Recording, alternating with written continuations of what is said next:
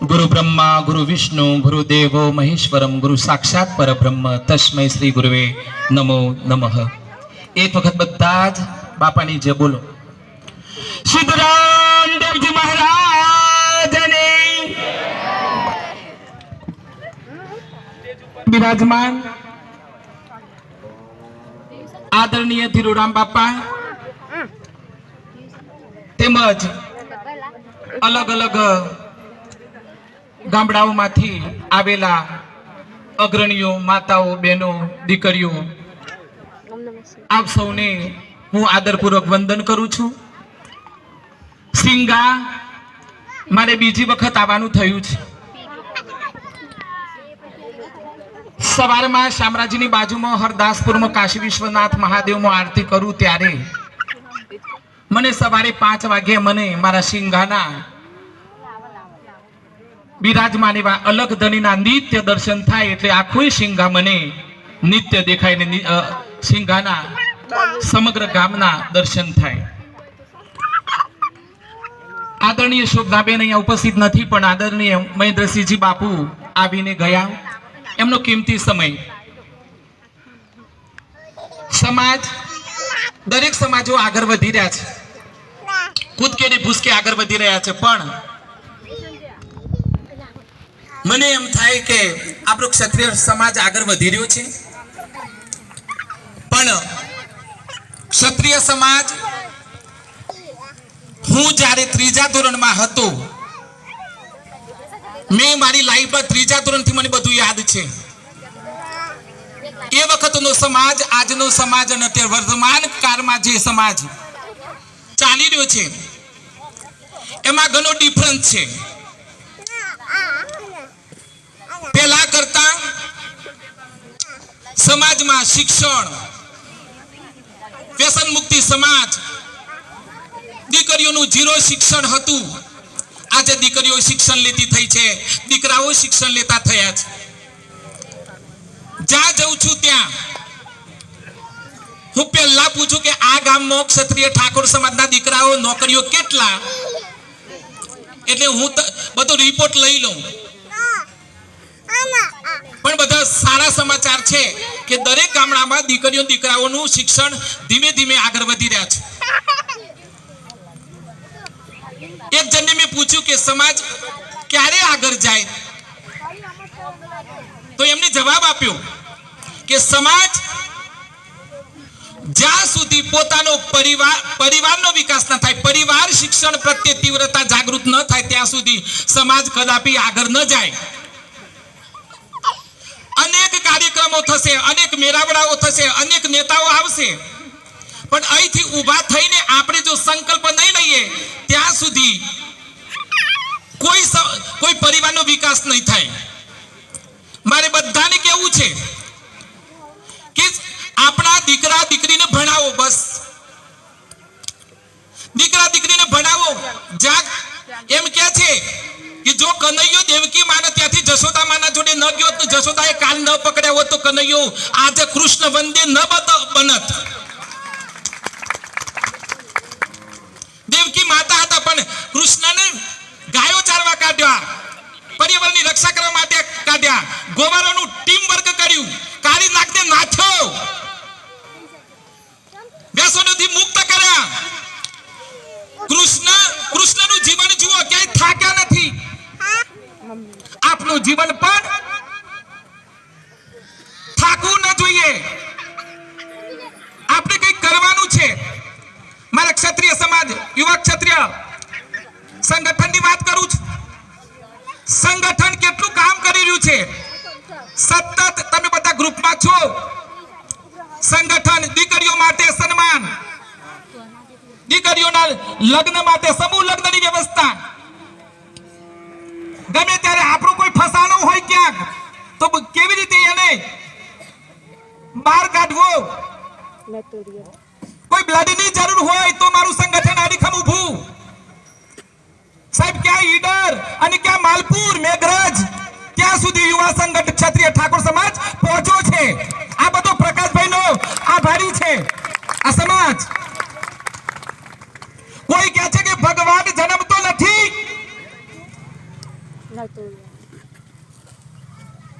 ભગવાન જન્મતો નથી, ભગવાન તો એ વખતે છે, આજે છે ને વર્તમાનમાં પણ જન્મે છે. દ્રષ્ટિ જોઈએ.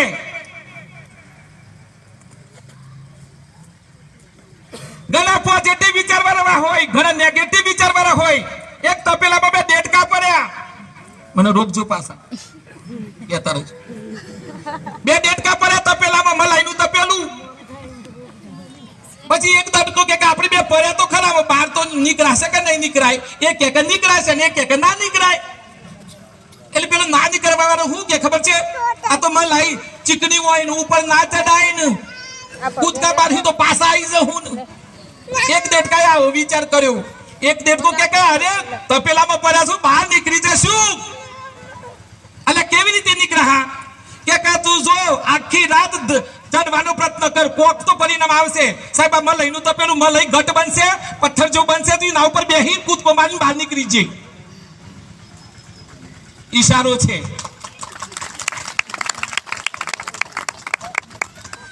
તમે ધારો તો બધું કરી શકો. તમે ધારો તો પ્રકાશભાઈ ની એક જ ઈચ્છા કે મારા દીકરા દીકરી, હું ક્લાસ 1 છું પણ મારા સમાજના દીકરા દીકરી, મારા સિંગા નહીં પણ આખો ઈડર, આખો સાબરકાંઠા, આખો અરવલ્લીના ક્ષત્રિય ઠાકોર સમાજના દીકરા દીકરી ક્લાસ 1 થાય, ક્લાસ 2 થાય, એ માટે એમને ભેટ પહેર્યો છે સાહેબ. આજે એસી માં સુઈ ના શકે પણ નહીં એમ. તમે કોઈ દી પૂછ્યું કે તમે નોકરી કેટલા દૂર કરો છો? સાહેબ દરરોજ ક્યાં સુરેન્દ્રનગર જિલ્લો ને ક્યાં લીમડી, ક્યાં રાધનપુર, 2-3 જગ્યાઓની પોસ્ટો તો એ દોડી દોડીને જાય છે. અને પાછા રાત્રે આવી અને સમાજના સ્વરૂપાને મારા નિકુલસિંહ બાપુને ફોન કરે કે આજે શું કરવાનું છે? સાહેબ આવું કામ મારું સંગઠન કરી રહ્યું છે. આ સંગઠન તમારા દ્વારે કઈ પણ આવે, કઈ પણ કે આજે મળવાનું છે તો દોડીને આવજો. સંગઠનને કશી અપેક્ષા નથી. સંગઠનને એક જ છે, મારો સમાજ વ્યસન મુક્ત થાય, મારો સમાજ શિક્ષિત થાય, મારો ક્ષત્રિય સમાજ અન્ય સમાજ સાથે ગૌરવ લેતો થાય. સાહેબ છેલ્લી વાતો કરું છું. નાસી પાસ ન થતા ગામડે ગામડે દીકરીઓ ભણે છે. ગાંઠવાળો કે હું ભણીશ. આજે પ્રકાશ સાહેબ અને ક્ષત્રિય સંગઠને કેટલું બધું આ ખર્ચ કર્યું છે. મારા સિંગાના વડીલો માતાઓ કેટલું યોગદાન આપ્યું છે. તો આપણે એક નક્કી કરીએ, આવનારા 5-10 વર્ષમાં આપણા સમાજની દીકરીઓ ડોક્ટર હોય, વકીલ હોય, એન્જિનિયર હોય, મામલતદાર હોય. મારી દીકરીઓ જેના ઘરની દીકરી ભણેલી હશે ના 2 કુળ તરશે. દીકરીઓ આ ગીતાબેન વડાલીના તાલુકા વિકાસ અધિકારી હતા, આજે સાબરકાંઠાના નાયબ જિલ્લા વિકાસ અધિકારી છે. બેલ વડે તાળી પાડો. અશક્ય કઈ નથી. મેં એમને હાલ બેનને પૂછ્યું, પ્રકાશભાઈ કે બેન તમને નોકરીમાં કોઈ હવે થાક લાગે છે? તો બેને સરસ જવાબ આપ્યો, હજી હું થાકી નથી. ધન્યવાદ છે મારી બેન. આ જુઓ સાહેબ સિંહણ, આજે હું થાકી નથી, નોકરી કરવા તૈયાર છું. અને આપણે કહીએ કે મારે 10મું પૂરું. સાહેબ જે ભગવાને જન્મ આપ્યો હોય અને કશું જ નથી કરતો, એના કરતા તો ન જન્મવું સારું. સાહેબ આ જન્મ કઈ કરવા માટે મળ્યો છે. સદારામ બાપાને યાદ કરો, દિનુદાસ બાપાને યાદ કરો, ક્ષત્રવીર ભાતીજી મહારાજને યાદ કરો, મારે બીજના ધણીને યાદ કરો. સાહેબ કોઈ સંત, કોઈ પરમાત્મા, કોઈ મહાપુરુષ બેઠો હશે? બેસવાનું છોડો, આરો છોડો અને આગળ વધો. મારે છેલ્લું કેવું છે, વ્યસન મેં એ પૂછી લીધું હોય કોઈ વ્યસન કરે તો એક ભાઈ કે મારો કોઈ વ્યસન કરતું નથી. મેં તો હાહાકાર. બહુ આનંદ થયો. તમને હું આ સાધુ નમસ્કાર કરે છે. અમારી બાજુ આવો તો 100 વાગે લાઈન શરૂ થઈ જાય અને હું જઉં એટલું હંતાઈ જોય. એટલે શેબાસ કે મારો સમય થઈ ગયો. આ તો મારો સમય નથી, તમારો પૂરો થયો. મારો સિંઘાનો ક્ષત્રિય ઠાકોર સમાજ જાગ્યો છે, દોડે છે, દોડતો રહેશે. મારા સિંઘાના દરેક સમાજના વડીલો અને માતાઓને વંદન કરું છું. સંપીને રહો છો, સંપીને કામ કરો છો, એકબીજાને સહકાર આપો છો. એકબીજાને સહકાર આપશો તો બધું જ શક્ય છે. એક હોય તો સેફ. યોગી આદિત્યનાથનું સૂત્ર છે, એ કશું તો બધું આપણા હાથમાં છે. એક નહીં હોય તો કશું આપણા હાથમાં નથી. મારું તો કામ છે સમાજની સેવા, પણ સાથે સાથે ભારત માતાની સેવા. સાહેબ બસ આટલું કહીને વિરમું છું. અલગ ધણીના ચરણોમાં પ્રાર્થના કે આજે મારા સિંઘા ગામના યુવાનો અને સંગઠનના યુવાનો જે કંઈક આયોજન કર્યું છે એના માટે ભગવાન એમની જે કઈ ઈચ્છાઓ છે એ પૂર્ણ કરે એ બદલ ખૂબ ખૂબ આભાર. હું જે કઈ બોલું છું એ મારા સદગુરુ ધીરુરામ બાપાના ચરણોમાં અર્પણ કરું છું. ધન્યવાદ. ક્ષત્રિય વીર ભારતીજી મહારાજની, સિદ્ધરામદેવજી મહારાજની, ધીરુરામ બાપાની, ભારત માતા કી. ધન્યવાદ.